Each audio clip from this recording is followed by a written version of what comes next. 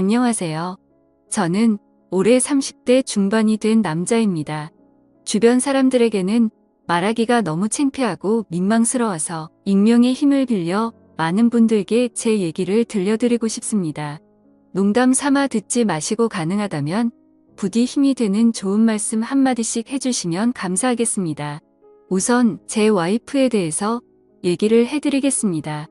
연애 시절부터 느꼈지만 정말 여자가 맞나 싶을 정도로 남자를 많이 밝히는 그런 스타일이었습니다. 하지만 그때는 콩깍지도 씌었을 뿐더러 결혼하고 애 낳으면 생각도 성격도 많이 달라질 거라 생각했었죠. 아무튼 와이프는 연애 시절부터 남자가 지나가면 눈이 돌아간다든지 휴대폰 안에는 연예인들의 건강미 넘치는 그런 사진들도 가득하더군요. 심지어 차마 남자들조차 보지 않을 법한 그런 영상들도 있는 걸 보고 깜짝 놀랬죠. 하지만 뭐 다 큰 어른이고 충분히 그런 걸 볼 수 있다고 생각했습니다. 하지만 문제는 연애 시절부터 발인기가 다분했었던 것 같습니다. 전 남자친구랑 연락하다가 걸린 것도 몇 번 됐었고 친구들끼리 술 마시고 헌팅해서 알게 된 남자랑 연락을 주고받다 걸린 적도 있습니다. 하지만 관계까지 가진 건 아닌 걸로 알고 있어서 참고 만났던 거죠. 지금 생각해보면 그때 당시에도 술 마시고 연락 두절이 된 게 몇 번 있는데 정황상 사고를 치지 않은 것 같아서 넘겼는데 그 진실도 이제는 알 수가 없을 것 같네요. 사실 대부분의 남성분들은 잘 아실 겁니다.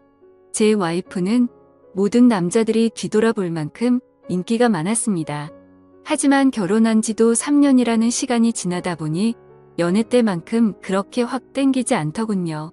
그래도 와이프가 너무 밝히는 스타일이다 보니 일주일에 3번 이상 의무적으로 와이프와 좋은 시간을 보냈었습니다. 저희 부부에게는 아내의 욕구가 강하다는 거 말고 정말 서로 아무 문제 없는 그냥 평범한 대한민국의 30대 초반의 앞날을 생각하며 열심히 살아가는 부부였습니다. 그렇게 저희는 평범하게 잘 지내다 제가 장기 출장을 가게 되었습니다. 한 반년 정도를 지방으로 가게 됐던 거죠. 가기 전부터 와이프는 난리가 났습니다. 자신도 회사를 그만두고 따라갈까라고 물어보며 6개월 동안 혼자서 지내면 외로워서 미쳐버릴지도 모른다더군요. 참으로 답답한 소리를 하는 아내가 황당했죠. 일을 그만두면 직장이 바로 구해지지도 않을 뿐더러 저희가 신혼부부도 아니고 6개월을 못 기다려서 일까지 그만두고 따라온다니 저는 많이 당황스러웠죠. 그래서 굳이 혼자 있어서 외로운 거면 친정이라도 가 있으라고 했습니다. 길다면 길고 짧다면 짧은 시간이지만 와이프는 계속해서 직장까지 그만두고 따라가겠다고 아주 성화를 부렸습니다. 그때까지만 해도 6개월 동안 자주 보면 되겠지, 무슨 문제라도 생기겠어 라는 마음으로 저는 너무 안일하게 생각했었습니다. 아니 어찌 보면 제 와이프의 실상을 알게 되어서 다행이라면 다행이겠네요. 처음에는 와이프가 참으로 지극정성이었습니다. 제가 출장을 간 곳이 차로 왕복 6시간이 넘게 걸리는 곳인데 한 달 동안은 거의 매주 제 숙소로 찾아오더군요.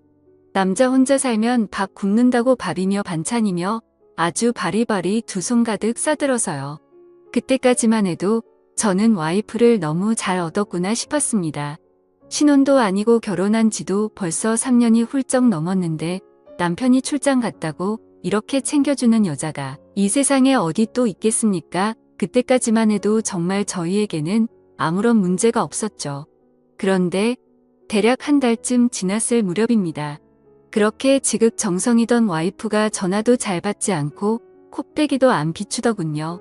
사실 섭섭하기도 했지만 와이프가 집에서 노는 사람도 아니고 본인도 직장을 다니는 사람이니까 피곤해서 그런가 보다 생각했죠. 반년 일하는 시간은 금방 지나갔고 저는 지방 출장을 모두 마치고 다시 서울로 복귀를 했습니다. 와이프는 집에 온 저를 보자마자 고생했다며 보고 싶은 거 참느라 죽는 줄 알았다면서 달려오더군요. 그러면서 얼른 빨리 씻고 오라며 콧소리를 내면서 애교를 부렸습니다. 그런 모습에 역시 우리 와이프 달라진 게 없네 싶었고 그날 저희는 반갑게 좋은 시간을 보내게 되었습니다. 그리고 나서 대략 일주일 정도쯤 지났을 무렵이었습니다. 소변을 보는데 좀 따끔따끔 하더니 생전 겪어보지 못한 가려움이 몰려오더군요. 저는 처음에 뭘 잘못 먹어서 이런가 보다 생각을 했고 밖에서 다른 짓을 한 적이 없으니까 병이 생긴 거라고는 생각조차 못했습니다. 병원에 찾아가기도 민망했었고 그렇게 며칠 동안을 미루고 또 미루었죠. 하지만 시간이 지나갔음에도 점점 나아질 기미가 보이지 않았고 오히려 이상한 분비물도 묻기 시작했고 소변을 볼 때 통증은 더 심해지더라고요. 그래서 저는 결국 도저히 참기가 힘들어서 창피함을 무릅쓰고 병원으로 찾아갔죠. 병원에 갔더니 검사를 해보자 합니다. 의사 선생님은 분비물이 묻고 소변 볼 때 통증이 있고 가렵냐고 묻더라고요. 이게 딱 봤을 때는 인질이라는 병과 증상이 되게 비슷하다고 했고 최근에 관계를 가진 적이 있는지 물었습니다. 그래서 저는 관계는 와이프 말고는 따로 없다고 대답을 했죠. 의사는 저에게 정확한 원인을 알기 위해서 정밀 검사를 받아보라고 권하더군요. 그때까지만 해도 이 의사놈이 환자 가지고 장사하는구나 싶었습니다. 근데 그때 당시에는 빨리 치료를 받고 싶을 뿐 다른 생각은 할 겨를도 없었습니다. 그렇게 저는 검사를 받았고 결과를 보고 난 뒤 정말 제 눈을 의심했습니다. 임실에 헤르페스에 곤지름까지 생겼더라고요. 곤지름은 아직 잠복기라서 딱히 증상이 나타나지는 않았는데 검사를 해보니 균이 나온다고 하더라고요. 저는 거기서도 순진하게 의사에게 물었죠. 제가 최근에 사우나에 다녀온 적이 있는데 사우나에서 옮은 거냐고 했습니다. 저는 정말 와이프 말고 관계를 가진 적이 없는데 하며 이것저것 물어보았죠. 의사는 단호하게 대답을 해주더라고요. 뭐 헤르페스 정도 한 가지라면 사우나나 대중시설에서 옮았을 수도 있지만 이렇게 몇 가지씩 다량으로 증상이 발현되는 건 관계를 가진 것 말고는 다른 원인으로 생겼다고 보기엔 어려울 것 같다고 하더군요. 그때부터 뒤통수를 맞은 듯이 갑자기 온갖 생각이 들었습니다. 그러면 제가 와이프에게 옮았다는 거냐고 물어봤죠. 의사는 아내분과 잘 이야기를 해보라고 했고 아내분도 같이 치료를 받으셔야 할 거라고 했습니다. 그 얘기를 듣고 병원을 나서는데 갑자기 뒷골이 땡기면서 피가 쏠리는 느낌이 들었죠. 일단 저는 증거라도 있어야겠다는 생각으로 아내의 차로 가서 블랙박스를 켜봤습니다. 정말 하나하나 영상을 다 켜보면서 확인을 해보는데 기겁을 했습니다. 왜냐하면 영상 속에서 들리는 남자의 목소리가 한 명이 아니더라고요. 누가 듣더라도 그 남자들마다 평범한 대화를 하는 게 아니고 사랑을 나누는 소리가 들리는데 눈앞이 깜깜해졌습니다. 그동안 그렇게 믿었고 서로를 의지했던 와이프가 제가 모르는 사이에 다른 남자들과 이렇게 해프게 하고 다녔다는 게 믿기지가 않았습니다. 영상 날짜를 보니 아내가 제게 연락이 뜸해졌던 시기와도 맞물리더군요. 제가 출장을 간 지 한 달 뒤 정도에 어떤 남자와 대화를 하는데 대화 내용만 보면 술을 마셨는지 대리기사의 목소리도 들렸습니다. 그런데 다른 사람이 있는데 아랑곳하지 않고 역겨운 말을 하더군요. 남편이 출장을 가서 없으니까 잠시 쉬다 가도 괜찮다고 하는데 너무 충격적이었습니다. 평소에 다른 사람의 시선도 신경 쓰는 다소곳한 모습이 있던 사람이었고 관계를 가질 때조차도 많이 밝히기는 해도 선을 넘지 않았는데 너무 다른 사람 같았습니다. 저는 그 길로 블랙박스 메모리칩을 빼들고서 집으로 달려갔습니다. 집에 도착한 저는 곧장 와이프를 불렀죠. 너 지금 내가 어디 갔다 온 줄 아냐고 했고 비뇨기과 갔다 왔는데 너 도대체 나 없을 때 뭔 짓거리를 하고 다녔냐고 소리를 질렀습니다. 제가 막 소리를 지르면서 화를 내니까 와이프는 덜덜 떨며 무슨 소리냐고 자신이 무슨 짓을 했다고 이러냐고 변명을 하더군요. 그래서 다시 물었습니다. 아무 일도 없는데 갑자기 내 몸에 임질에 헤르페스에 거기다 곤지름까지 생기냐고 했고 나는 너 말고 다른 여자와 보낸 적이 없는데 그럼 이 병은 갑자기 하늘에서 뚝 떨어진 거냐고 했습니다. 내가 1년을 자리를 비운 것도 아니고 고작 6개월 비웠을 뿐인데 그새를 못 참고 딴 놈이랑 붙어 먹었냐고 말했고 거짓말 할 생각은 하지 말라며 블랙박스 메모리칩을 내려놨습니다. 지금부터 거짓말 할 생각 하지 말고 솔직히 말하라고 더 크게 소리를 질렀습니다. 제가 너무 흥분을 했고 증거자료까지 내밀면서 몰아붙이다 보니까 그제서야 와이프는 사실대로 실토하더군요. 아주 여기저기 다 정차하는 버스가 따로 없더군요. 처음에 너무 외로워서 그랬답니다. 회식을 하게 되었고 술에 취해서 결국 실수가 시작되었답니다. 평소부터 자신에게 잘 대해주던 직장 후배인데 같은 방향으로 가는 김에 차에 같이 타게 되었답니다. 근데 술에 너무 취해서 자신도 모르게 많이 외로웠답니다. 그래서 그냥 단순히 술을 한 잔만 더 하고 싶은 생각에 집으로 불러들였고 술을 더 마시다 실수를 해버렸다고 하더군요. 제게는 너무나 소중했던 제 보금자리에서 다른 남자놈이랑 놀아나다니 정말 너무 화가 났고 역겨웠습니다. 그런데 이건 시작에 불과하더군요. 그날 이후로 곱게 풀린 망아지처럼 지냈더군요. 어차피 실수를 시작했고 죄책감에 오히려 더 막 나가게 됐답니다. 근데 참 이해가 안 가지 않나요? 상식적으로 실수를 했다면 더 자숙해야 하는데 오히려 더 이따위 짓을 했다는 걸 보면 언젠가는 이딴 짓을 하고 살았을 사람이란 걸 느꼈습니다. 같이 사고를 쳤던 남자들도 다양해서 참 대단하더군요. 직장 후배를 시작으로 유부녀라는 사람이 낯선 남자와도 시간을 보냈고 애인처럼 주기적으로 만난 사람까지 있더라고요. 저는 당장 그놈들 연락처 다 적으라고 어떤 놈들인지 다 알아야겠다고 몇 번 했는지 또 어떤 놈인지 적으라고 했습니다. 와이프는 처음에 그걸 어떻게 다 기억하냐고 그러면서 못 적겠다고 하더군요. 정말 울컥하더군요. 그딴 짓을 해놓고서 어떻게 다 기억 못하냐면서 따졌습니다. 그럼 정 못 적겠으면 너네 친정집으로 가자고 했습니다. 지금 당장 너희 부모님 앞에서 추궁하겠다고 난리를 치니까 마지못해서 적기 시작하더군요. 참 기가 막혔습니다. 6개월이라는 짧은 기간 동안 시간을 보낸 남자가 무려 5명입니다. 한 번만 만나서 놀았던 놈은 3명이었고 직장 후배와는 3번의 만남을 더 가졌답니다. 가장 많이 만난 놈이랑은 셀 수도 없을 것 같더군요. 근데 더 충격적인 건 가장 많이 만났다는 그놈은 저도 알던 놈이었습니다. 왜냐하면 제가 와이프와 자주 가던 식당의 사장놈이었습니다. 심지어 이 사람은 50대 초반쯤인데 와이프와는 거의 20살 이상이 차이가 났던 거죠. 정말 자존감이 무너져 내렸고 충격적이었습니다.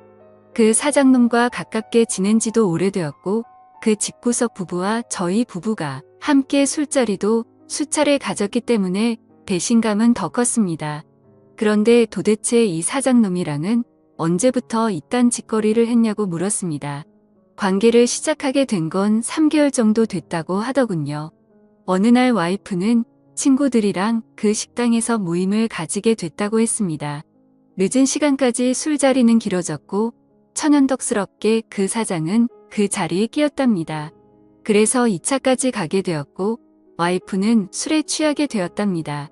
평소 친분이 있던 식당 사장놈이 데려다 준다고 해서 같이 차를 탔는데 거기까지만 기억이 나고 일어나 보니 같이 잠을 자고 있었다고 하더군요. 그래서 그날 이후부터는 계속해서 만남을 가져왔다고 했습니다. 아마도 이 인간이 없었더라면 더 많고 다양한 남자를 만났겠구나 싶었고 믿고 지낸 지도 오래된 사장놈에 대한 배신감은 이루 말할 수가 없었습니다. 그 사장놈은 저와는 나이차가 많이 났지만 많이 믿고 의지했던 사이였습니다. 와이프와 만나기 전부터도 친분을 가져왔었고 오죽하면 힘든 시기에는 제가 대출까지 받아가면서 도움을 줬던 사람입니다. 근데 그런 은인에게 이따위 짓을 하는 게 인간이 맞나요? 제 와이프도 인간 같지 않은 건 마찬가지입니다. 하룻밤을 비롯해 5명의 남자들과 만남을 가지고 그것도 모자라서 남편의 지인과 바람까지 피다니. 그것도 20살이 넘게 나이도 많고 자식까지 가진 유부남과 말이죠. 충격에 충격이 이어지다 보니 도대체 어디서부터 어떻게 화를 내야 할지 감조차 오지 않더라고요. 그래서 일단 저는 당장 휴대폰 잠금을 풀라고 했고 카톡을 열어서 메시지 내용을 봤습니다. 그동안의 메시지 내용은 지웠는지 오늘 날짜로 읽지 않은 메시지가 하나 와 있더군요. 이제 민철이가 출장 갔다 왔으니까 못 보는 거냐는 둥 앞으로 조심하면 되니까 우리 변하지 말자는 둥 역겨운 대화가 와 있더군요. 정말 너무 참담해서 말도 안 나오고 아무 생각도 들지 않더라고요. 그냥 분노에 휩싸였을 뿐 아무것도 보이지가 않았습니다. 그래서 당장 아내를 이끌고 그 사장놈이 하고 있는 식당으로 갔습니다. 식당 안에는 손님들이 있었고 그 사장놈의 아내도 함께 있더군요. 그런데 그때 당시 제 눈에 이미 보이는 건 없었습니다. 들어가자마자 욕을 지르면서 불렀고 바로 멱살을 잡았습니다. 그 사장놈의 아내는 깜짝 놀라서 달려나와서 저를 뜯어 말렸고 저는 온 동네에 소문이 나길 바라는 마음으로 큰 소리로 말했습니다. 이 인간 같지도 않은 인간이 무슨 짓 했는지 아냐고요. 제가 출장 간 사이에 제 와이프랑 바람 피우고부터 먹은 지 3개월이 됐다고 말해줬습니다. 와이프는 옆에 서서 울고 있었고 그 사장놈의 아내도 충격을 먹었는지 저보다 더 화를 내면서 남편을 밀치고 멱살 잡고 난리가 났습니다. 그 사이에 손님들은 전부 다 밖으로 나가버렸고 진짜 짐승들처럼 뒤엉켜서 순식간에 개판이 되었습니다. 다음 날에는 그 직장 후배놈도 응징하기 위해서 와이프의 회사로 찾아갔습니다. 조금은 마음이 차분해져서 깽판을 치지는 않았고 다이렉트로 회사 대표와 만났습니다. 내 와이프가 여기 직장 동료랑 바람을 폈다. 딴 거 다 필요 없고 그 사람 자르라고 했습니다. 안 그러면 더 이상 어떤 꼴 날지 모른다고 하니까 바로 알겠다면서 죄송하다고 하더군요. 당연히 와이프도 이 회사에서 그냥 내보내라고 했습니다. 그딴 인간들 여기 둬봤자 여기에 도움될 거 없을 거니까 알아서 하라고 했죠.